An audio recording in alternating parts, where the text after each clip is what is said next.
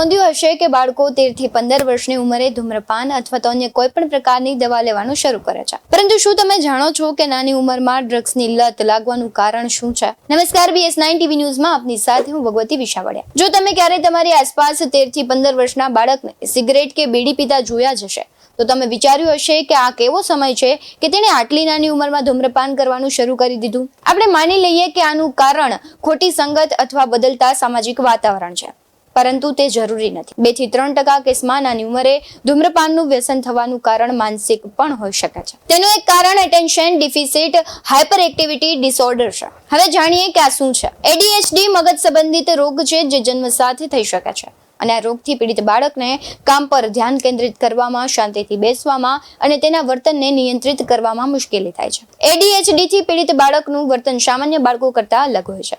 આવા બાળક વધુ પડતા સક્રિય રહે છે અને કોઈ પણ એક કાર્ય પર યોગ્ય રીતે ધ્યાન કેન્દ્રિત કરવામાં અસમર્થ હોય છે. વધુમાં વાત કરું તો જો ADHD ની આ સમસ્યા નિયંત્રણમાં ન હોય તો તે જન્મથી લઈને વૃદ્ધાવસ્થા સુધી તેને નિયંત્રિત કરી શકાતી નથી, જેના કારણે વ્યક્તિને ઘણી સમસ્યાઓનો સામનો કરવો પડે છે. ADHD ની આ વિકૃતિ નાની ઉંમરે ધૂમ્રપાન શરૂ કરવાનું કારણ બની જાય છે, પરંતુ મોટા ભાગના લોકો આ વાતથી વાકેફ નથી હોતા.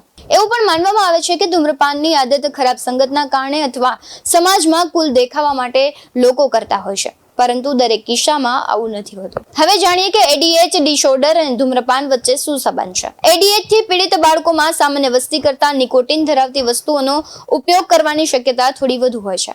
સિગરેટમાં નિકોટિન હોવાથી ADHD ધરાવતા બાળકો તેના તરફ વધુ આકર્ષાય છે. એક સંશોધન દર્શાવે છે કે ADHD થી વધુ પીડિત 1 થી 2% લોકોને ધૂમ્રપાનની આદત હોઈ શકે. જો કે આ રોગના તમામ દર્દીઓમાં આ કેસ નથી. આ માત્ર 1 થી 2% દર્દીઓમાં જ જોવા મળે છે. સિગરેટમાં નિકોટિન હોય છે. જ્યારે આપણે સિગરેટ પીએ છીએ ત્યારે નિકોટિન શરીરમાં પ્રવેશે છે અને તે ડોપામાઇનને મુક્ત કરે છે. ડોપામાઇન એક ફીલ ગુડ હોર્મોન છે જે વ્યક્તિને ખુશ થવામાં મદદ કરે છે. સિગરેટ પીવાથી ડોપામાઇન વધે છે અને આનંદ થાય છે. આ ખુશીના કારણે લોકો વારંવાર ધૂમ્રપાન કરે છે, જે ધૂમ્રપાનના વ્યસન તરફ આપણે દોરી જાય છે અને ડોપામાઇનમાં વધારો અને તેનાથી મળતો આનંદ એ ધૂમ્રપાનનું મુખ્ય કારણ છે. હવે જોઈએ કે નાની ઉંમરે ધૂમ્રપાન કરવાથી ADHD કેવી રીતના થાય છે. ADHD થી પીડિત બાળકો ધૂમ્રપાન શરૂ કરવા પાછળ આ 3 કારણો હોઈ શકે. પહેલું કારણ છે ADHD ધરાવતા બાળકોમાં ડોપામાઇનનું પ્રમાણ ઓછું હોય છે અને ધૂમ્રપાન કરવાથી ડોપામાઇન બહાર આવે છે.